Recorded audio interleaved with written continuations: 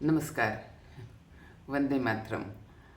आज नया वर्ष आरंभ हो रहा है, तो सभी दर्शकों को नए वर्ष की बहुत बहुत शुभकामना। वैसे इसी के साथ साथ मैं आपको संक्रांति की भी शुभकामना दे रही हूँ, जो बहुत ही पास में है। कुछ ही दिनों में संक्रांति भी आ जाएगी। और आज का विषय मैंने जो लिया है वो है नीरज चोपड़ा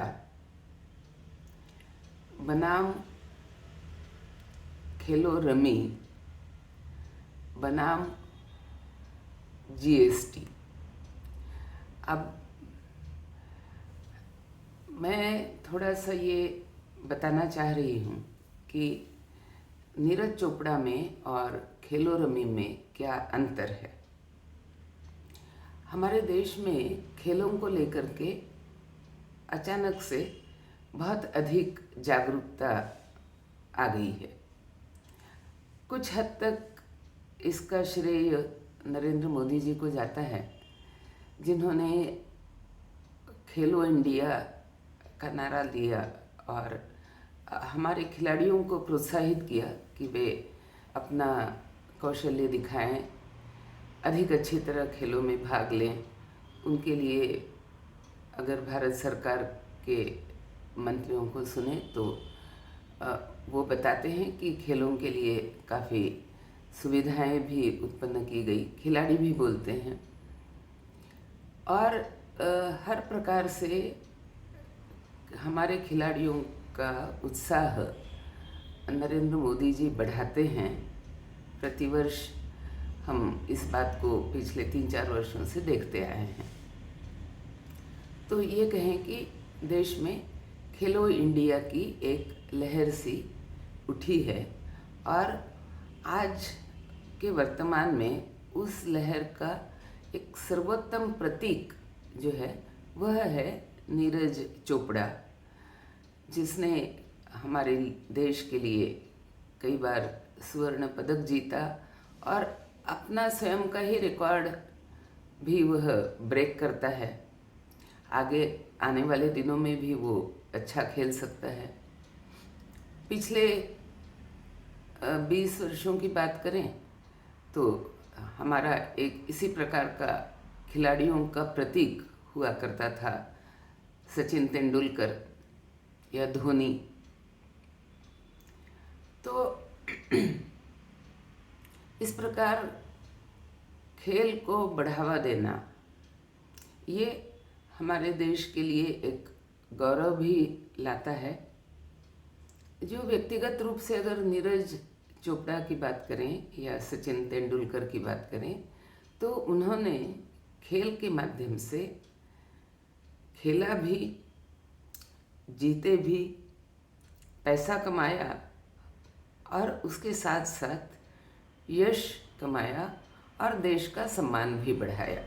तो ये चारों बातें हमें ध्यान में रखनी पड़ेंगी कि खेले, जीते, पैसा कमाया, मान सम्मान कमाया और देश का भी मान सम्मान बढ़ाया। अब देश में एक दूसरी लहर भी इसी समय चलनी आरंभ हो गई।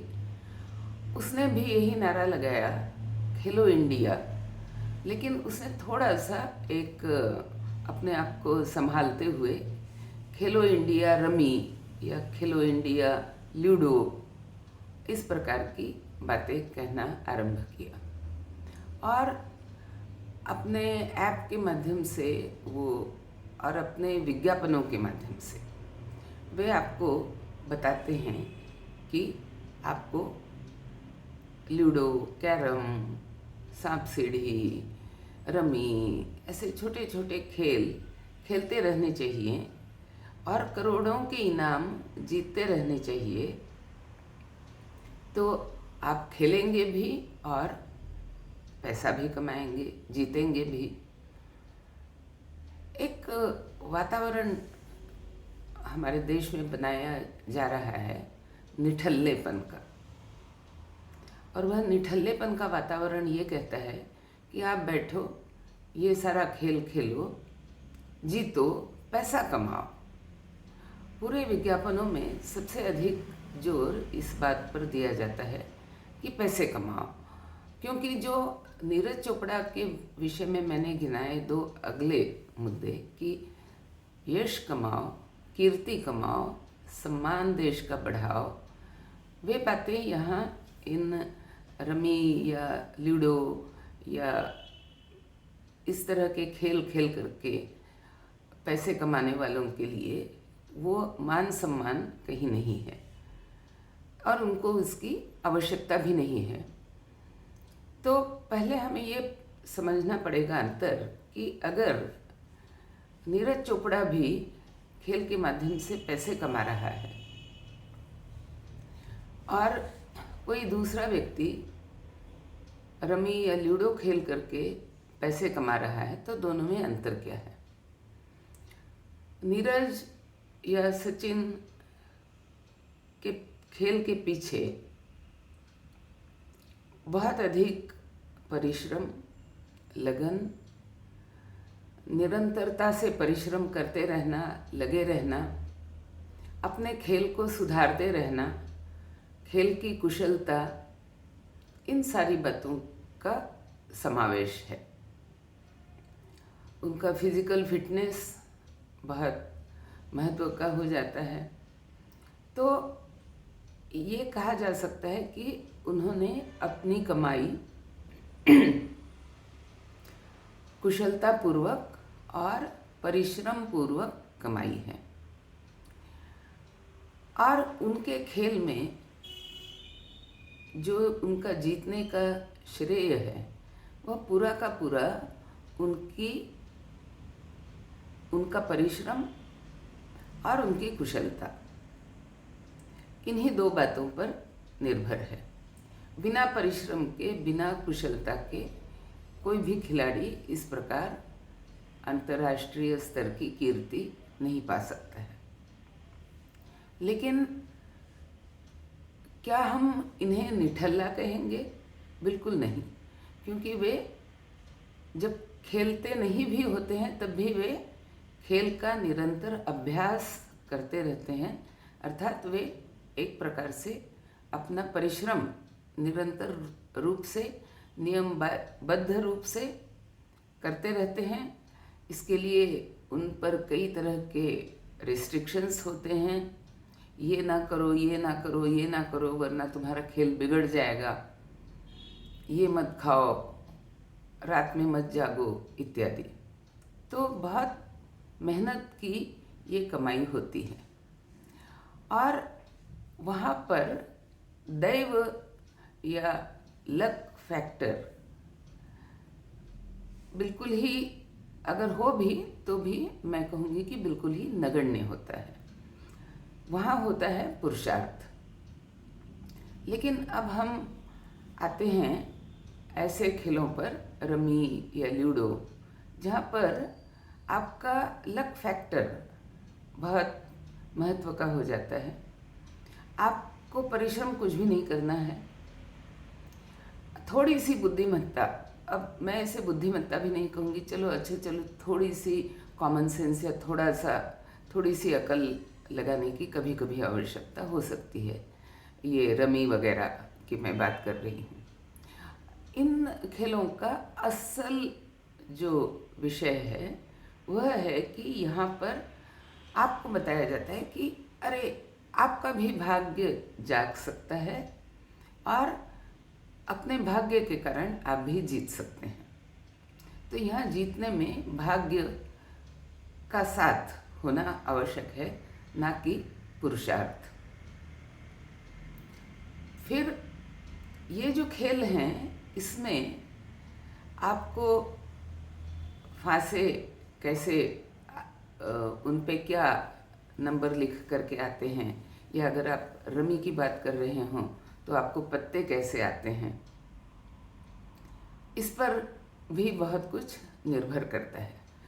और इन्हें चलाने वाले ऐप्स बना करके इन खेलों को खेलने के लिए आपको सुविधा उत्पन्न करते हैं। तो आपको बस उनका ऐप डाउनलोड करना है और शुरू हो जाओ, खेलते रहो, निठल्ले बन करके खेलते रहो और जीतते रहो, ये भी उन विज्ञापनों में कहा जाता है।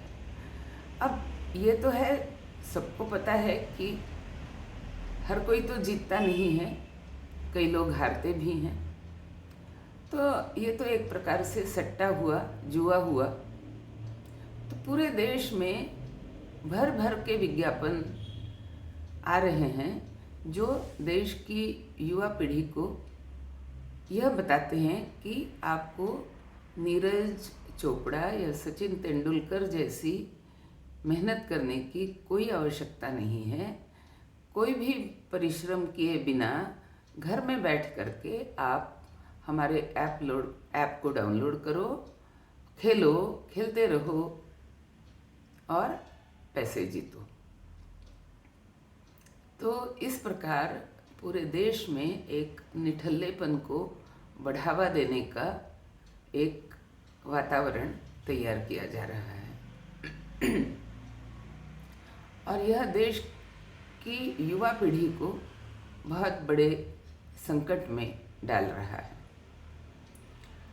अब इस ऐप को चलाने वाले जो लोग होते हैं, जिनके हाथ में ऐप का कंट्रोल होता है, तो कहने के लिए तो वे कह सकते हैं कि नहीं नहीं, हम तो बड़े ही निष्पक्षपाती हैं, ईमानदार हैं, कट्टर ईमानदार हैं, हमारे खेल में कोई धोखाधड़ी नहीं होती है। लेकिन ऐसा नहीं है। जो ऐप का कंट्रोलर है वह ऐप में मैनिपुलेशंस भी कर सकता है और करता भी है। तो आपको थोड़ा सा चस्का लगा दिया, 3-4 बार आपको थोड़े से पैसों से जिता दिया, तो आप उस जुए के मुंह में, लालच में अटकते चले गए। ये अक्सर होता है। कई बार इसका दुरुपयोग या इसका एक भयानक उपयोग मैं कहूँगी, आपके मस्तिष्क को ब्रेन वॉश करने के लिए भी किया जाता है। जैसे आपको बताया जा सकता है कि आप खेलो, अरे आप तो हार रहे हो, क्योंकि हारने की कुंजी भी उस कंट्रोलर के पास है। तो वो सबके साथ ऐसा नहीं करता है, वह कुछ गिने चुने 10% लोगों के साथ ही ऐसा करता है। तो वो बताएगा कि अरे तुम तो हार रहे हो, ऐसा करो, तुम ये वाला, तुम हमारे भगवान को, हमारे ईश्वर को, हमारे अल्लाह को तुम स्मरण करो और देखो तुम जीत जाओगे। तो सामने वाला है वो कहते हैं हाँ ठीक है, और उसको जिता भी देता है ये कंट्रोलर। 2-3 बार जिता करके फिर कहेगा अरे तुम फिर हारने लगे, अच्छा ऐसा करो, तुम मेरे धर्म को कबूल कर लो और फिर देखना, जैसे ही तुम मेरे धर्म में आ जाओगे तुम जीतना शुरू करोगे। तो ये भी एक भयानक बात हो सकती है। तीसरी और भी बात होती है कि ऐसा यूरोप इत्यादि देशों में अब लोगों ने इस संकट को पहचानना आरंभ किया है कि ये जो खेलने वाले लोग हैं, इनसे बातें की जाती हैं, उनको बातों के लिए भी प्रोत्साहित किया जाता है और देखा जाता है कि इनमें कौन सा व्यक्ति है जिसको बहलाना फुसलाना बहुत सरल है। फिर उसे मिलने के लिए भी बुलाया जाता है और उस पर एक तरह से डोरे डाले जाते हैं। उसका फिर मनी लॉन्ड्रिंग में उसको इन्वॉल्व कराया जाता है, उसको फ्लैश ट्रैफिकिंग में भी उसको इन्वॉल्व कराया जा सकता है। और वो अगर मानसिक रूप से इमोशनली थोड़ा सा वीक है, अनस्टेबल है, तो उसका कई तरह से गलत फ़ायदा ये ऐप चलाने वाले लोग उठा सकते हैं। तो इस पर गहन चिंतन की आवश्यकता है, ऐसा अब यूरोपीय देशों में कहा जाने लगा है। चलो, मैं उतनी दूर तक नहीं जाती हूँ भारत के संदर्भ में, लेकिन निठल्लेपन को, जुआखोरी को अवश्य इन ऐप्स के कारण और इन विज्ञापनों के कारण बढ़ावा दिया जा रहा है। अब इसमें सरकार की भूमिका कहाँ आती है? तो सरकार के सामने कई समस्याएं हैं। अभी उन्हें इस निठल्लेपन के बाजार से निपटने का समय नहीं है, तो उन्होंने ये कह दिया कि चलो इस बाजार को बंद क्यों करूं, मैं इसको और आगे बढ़ावा ही देता रहता हूँ। यह सरकार डायरेक्टली तो बढ़ावा नहीं देती है, लेकिन सरकार कहती है हाँ हाँ खेलते रहो, खेलने दो, क्योंकि मैं इनसे जीएसटी वसूल करूँगा। तो सरकार इनसे टैक्स वसूल करती है और उस टैक्स के लालच में इस पूरे निठल्लेपन को रोकने की बात सरकार अभी तक नहीं सोच रही है। अब कुछ लोग ये सवाल ज़रूर उठा सकते हैं कि कई बार तो हम खुद भी इस तरह से घर में बैठ कर के खेलते हैं। बिल्कुल खेलते हैं, मैं भी खेलती हूँ, और घर में बैठ कर के घर के सदस्यों के साथ मैं खेलती हूँ। उसमें मैं पैसे नहीं लगाती हूँ। तो वहाँ जो खेल हो रहा है वह थोड़े से मनोरंजन, और उस मनोरंजन से भी अधिक घर के लोगों को एक साथ बैठ करके कुछ पल एक साथ बिताना, हंसी मजाक करना, गप्पे लड़ाना, एक दूसरे के प्रश्नों को शेयर करना, सुख दुख को बांटना, ये सारी भी बातें उसी खेल के दौरान हो रही हैं। तो इसलिए कई बार गर्मी की छुट्टियों में हम लोग जब छोटे थे तो हम सारे बच्चे एकत्रित होकर के, गर्मी है, बाहर धूप है, नहीं जा सकते हैं, तो हम घर में बैठ कर के इस तरह के कई खेल खेला करते थे, जिसमें कभी कैरम होता था, कभी लूडो होता था, कभी ताश के खेल होते थे, कभी ताश के जादू हुआ करते थे, और कभी अंताक्षरी हुआ करती थी। तो इन सारे खेलों को जब हम बिल्कुल ही जिसको हम शुद्ध मनोरंजन की दृष्टि से अगर हम खेलते हैं तो इसमें कोई बहुत अधिक बुराई नहीं है। हालांकि एक आध घंटा खेल लेने के बाद हमें डांट भी पड़ती थी पिताजी से कि चलो उठो, अब काम करो, निठल्ले मत बैठो, कोई पढ़ाई करो, अगर काम नहीं है तो पढ़ाई करो, पढ़ाई नहीं है तो जाओ घूम करके आ जाओ, इस प्रकार। इसमें कहीं से कोई पैसा कमाना या जीएसटी कमाना, ये बातें नहीं थी, और ये तो बिल्कुल स्पष्ट है कि इससे किसी का मान सम्मान, कीर्ति इत्यादि तो बढ़ नहीं रहे हैं। हाँ, स्कूल में या कॉलेज में टूर्नामेंट्स में भाग लेते समय कैरम में अगर मेरी एक्सपर्टाइज है तो वहाँ स्कूल कॉलेज के टूर्नामेंट्स में जीता जा सकता है, लेकिन वो भी एक सारे विद्यार्थियों के बीच में एक थोड़ा सा हंसी मजाक का वातावरण बनाने तक ही मैं उसका महत्व मानती हूँ। उसकी आवश्यकता भी है, लेकिन वो बस उतनी ही जैसे खाने में हम थोड़ा सा, बिल्कुल थोड़ा सा नमक डालते हैं। उससे जीएसटी कमाना,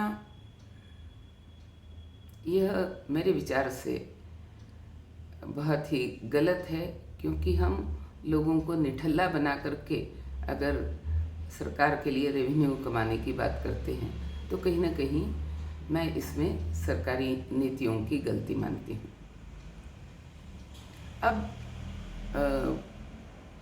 कई लोग ये कह सकते हैं कि शराब पर भी तो सरकार इसी प्रकार लोगों के निठल्लेपन को या शराबी प्रवृत्ति को बढ़ावा मतलब जो बेचने वाला है वो उस प्रवृत्ति को बढ़ा रहा है और वहाँ भी सरकार एक्साइज कमा रही है। तो हाँ, मैं कहती हूँ कि वो भी गलत है। और एक बड़े सीनियर पुलिस ऑफिसर ने मेरे से एक बार ये प्रश्न पूछा था कि हम ये सारा जो नशे का खेल चल रहा है अपने देश में, लोग नशेड़ी हो रहे हैं, तो इसको हम लीगलाइज क्यों ना कर दें। जिसको मन चाहे वो शराब पी सकता है और उसी प्रकार जिसको मन चाहे वो नशा भी कर सकता है। तो इसमें हर्ज क्या है? अगर सरकार नशे को लीगलाइज कर दे तो वहाँ भी तो सरकार पैसे कमा सकती है। तो बस अगर किसी को किसी काम कोई कुछ ऐसा काम कर रहा है जो समाज के लिए बहुत अच्छा नहीं है, लेकिन सरकार अगर ये कहती है कि इसे हम अभी नहीं रोकते हैं, इसे चलने दो और हम इससे कमाई करेंगे, तो वह मेरे विचार से वह सरकारी नीति गलत ही है। और कहीं ना कहीं सरकार इसको समझती भी होगी, तभी तो नशे को अभी तक लीगलाइज नहीं किया है। लेकिन क्या पता कल को नशा भी लीगलाइज हो जाए।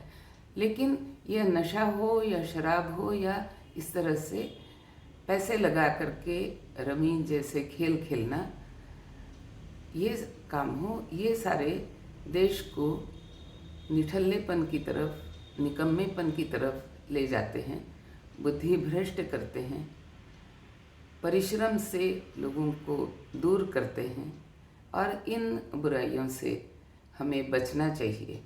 तो आइए संकल्प लें कि हम जहाँ तक संभव हो स्वयं इन बातों से बचेंगे, औरों को प्रेरित करेंगे, सरकार को भी प्रेरित करेंगे कि वह इन बुराइयों से आए हुए रेवेन्यू पर उसी को अपना सर्वस्व ना समझते हुए उस विषय में अपनी नीति पर थोड़ा परिवर्तन करें। और इनकी बुराइयां किसी को समझ में नहीं आती ऐसा आप मत सोचिए, क्योंकि अगर बुराइयों से अगर सरकार अनजान होती तो अभी 2 दिन पहले जो समाचार आया कि अयोध्या में शराबबंदी रहेगी, तो अर्थात अयोध्या की पवित्रता, शुचिता, इसको शराब से अपवित्र नहीं किया जा सकता है, इतना तो सरकार समझती है। तो फिर जिस भारत माता की जयकारे हम लगाते हैं, जिस भारत को हम पुण्य भूमि कहते हैं, उस पुण्य भूमि को भी तो हम इन बातों से अपवित्र कर रहे हैं। वह क्यों कर रहे हैं, उसे रोकने का हमें प्रयास करना चाहिए। तो बस इन्हीं बातों के साथ मैं आज रुक रही हूँ। सबके लिए जय सिया राम, वंदे मातरम।